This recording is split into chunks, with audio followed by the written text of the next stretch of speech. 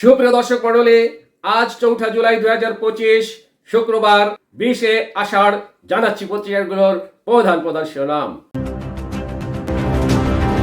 সর্বপ্রথম Inqilab main heading করেছে, নির্দেশনা এলে অবাধ সুষ্ঠু নির্বাচনের জন্য প্রস্তুত সেনাবাহিনী। এরপর ইত্তেফাক মেইন হেডিং করেছে, বাংলাদেশে জাপানের সহযোগিতা আরো বাড়াতে প্রধান উপদেষ্টার আহ্বান। নেক্সট প্রথম আলোর মেইন হেডিং, এনবিআর অবসর, বরখাস্ত বদলি ও তদন্ত আতঙ্ক। নেক্সট যুগান্তরের মেইন হেডিং, গাজায় হিরোশিমার চেয়ে 6 গুণ শক্তিশালী বোমা ফেলেছে ইসরায়েল।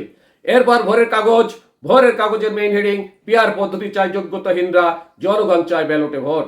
নেক্সট জনকণ্ঠের মেইন হেডিং, ইসলাম ছাড়া শান্তি নেই, পিআর পদ্ধতিতেই নির্বাচনের ভবিষ্যৎ দেখছেন মুফতি রেজাউল করিম। এরপর আমাদের সময়ের মেইন হেডিং, পারস্পরিক শুল্ক সংকট, চূড়ান্ত দর কষাকষিতে বাংলাদেশ।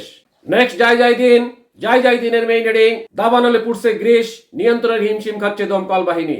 এরপর সমকালের মেইন হেডিং, স্থানীয় নির্বাচনে ইভিএম বাদ, ভোট কেন্দ্রে স্থাপন নীতিমালা জারি।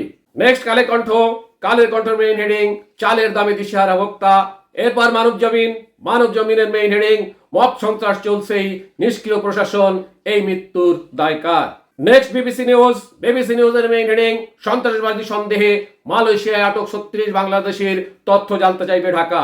সর্বশেষে আরটিভি নিউজের মেইন হেডিং, পানি বন্টন সমস্যার সমাধানে ভারতের সঙ্গে আলোচনা চলছে পররাষ্ট্র উপদেষ্টা।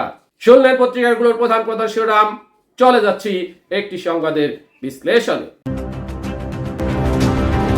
নির্দেশনা এলে অবাধ সুষ্ঠু নির্বাচনের জন্য প্রস্তুত সেনাবাহিনী। নির্বাচন কমিশন ইসি থেকে এখনো কোনো নির্দেশনা আসেনি, তবে নির্দেশনা এলে সেনাবাহিনী অবাধ সুষ্ঠু নির্বাচনে সহযোগিতা করতে প্রস্তুত।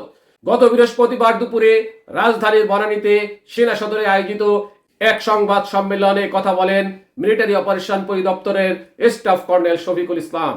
গত কয়েক সপ্তাহ ধরে আইন শৃঙ্খলা রক্ষায় সেনাবাহিনীর কার্যক্রমের বিস্তারিত তথ্য তুলে ধরতে এই সংবাদ সম্মেলনের আয়োজন করা হয়। কর্নেল শফিকুল বলেন, গত 2 সপ্তাহে 26টি অবৈধ অস্ত্র ও 100 রাউন্ড গোলাবারুদ উদ্ধার করেছে সেনাবাহিনী। এছাড়া 5ই আগস্টের পর থেকে এখন পর্যন্ত 4 শতাধিক কিশোর গ্যাং সদস্যকে গ্রেপ্তার এবং পাহাড়ে শান্তি রক্ষায় অভিযান চালানো হয়েছে। শুধু গত 2 সপ্তাহে চট্টগ্রাম থেকে 13টি আগ্নেয়াস্ত্র উদ্ধার ছাড়াও 23 জন সন্ত্রাসীকে গ্রেপ্তার করা হয়েছে। এছাড়া 5ই আগস্টের পর 80% অস্ত্র উদ্ধার হয়েছে।